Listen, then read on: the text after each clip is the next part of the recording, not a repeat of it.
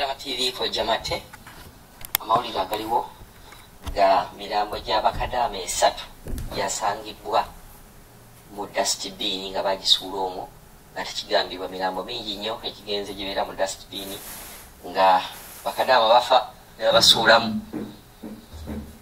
Ebyo bye bigambo ebyayogeddwa kadaama omu n'agamba nti ye ne boosi we baasanga emirambo 3 oba basanze emirambo 3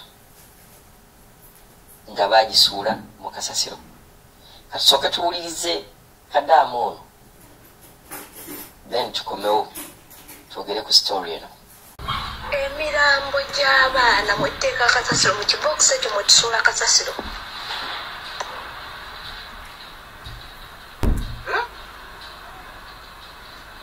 Ono kasasiro w'okumakubo. Netiwaka. Ono kasasiro w'okumakubo. Wanja? Kasasiro oyo w'okumakubo jjukira mubaamu ekintu mumusuula we ebigundi ebibokisi bye bateekamu. Bakadaama oba otwala kasasiro lingiza mu kintu omwo. Omanyi okusangamu abaana. Nengenda ne mukama wange lwakuba tamanyi Luganda asobola okubannyonnyola naye yakaabye n'amaziga.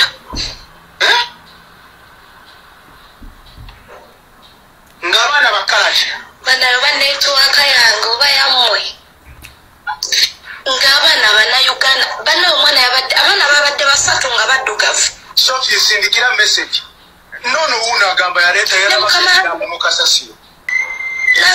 Eno yensi yaffe bakadaama yetu batufunye atukaabirako bannange tetudda mu kwebuza magezi.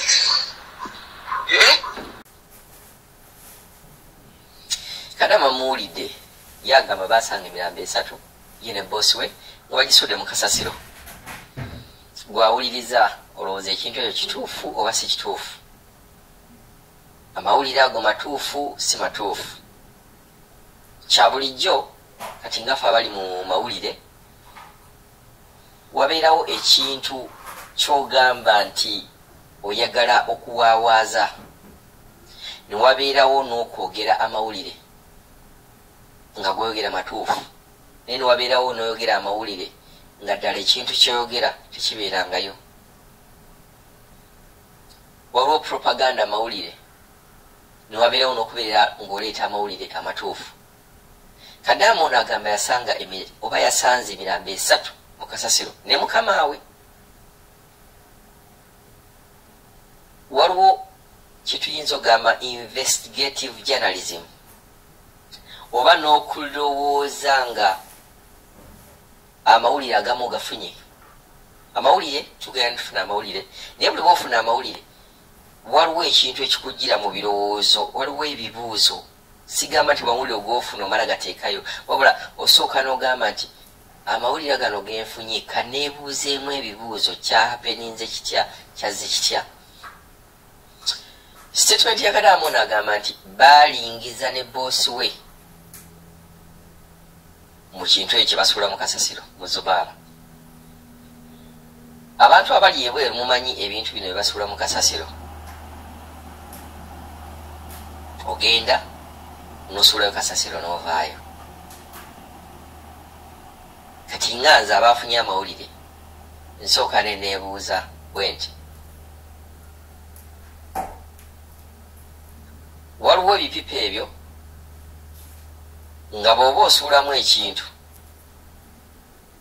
oyinza okwesanga si kyangu nnyo kumala gayisaawo omuntu n'omusuulayo naye nga kasasiro asobola okuyitamu n'agwayo. Naye ate waliwo ebirala nga binene nnyo omuntu osobola okubisuulamu omuntu n'ayitamu. Kati awo sijja komentingawo nnyo kuba tetunnamanya nti kino kye yabadde asuulamu gaapu gy'asuulamu musobola okuyitamu omuntu n'agendamu bantu 3 oba temusobola. Naye akabuuzo kabeeraawo nosooka n'okateeka mu mutwe ekyo ne kiggwa. Kummwe mwenna abasuula kasasiro mu Zubaala waliwo omuntu yenna yasudde kasasiro n'agenda n'alingiza kiki ekiri mu kasasiro? ebiseera byemaze nga nsuula kasasiro mu bipipa ebyo sigendangamu wadde n'omulundi n'ogumu kulingiza kiki kiri mu kasasiro oba kiri mu dustbin eyo mu kipipa ekyo. Bwe ŋŋenda ne kasasiro wange nga musuulayo nga ntema, naye n'omulundi n'ogumu sisuulanga akasasiro ne ŋŋamba nga sinnamusuulamu kansooke nkyekinge kuba nkimanyi mwensuula olwedde mulimu kasasiro.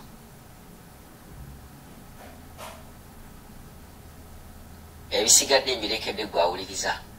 Yo n'agamba basanze emirambo 3 ate era waliwo n'omwana yali amunyumizaako nti baali basanze emirambo, yali asanzeeko naye omulambo mu gundi gye bakasuka ebisaaniiko. Gwe Kadaama Ssekadaama mpuliriza, ekibuuzo ekisooka bw'oba okanyuga kasasiro osooka n'olaba mwogenda okanyuga oba muli mu kasasiro oba kyekirimu oba nedda. Ekyokubiri, sitori ya Kadaama oyo okyogerako ki? Emirambo gy'abaana mwetteeka kasasiro mu kibokisi ekyo mwe tusuula kasasiro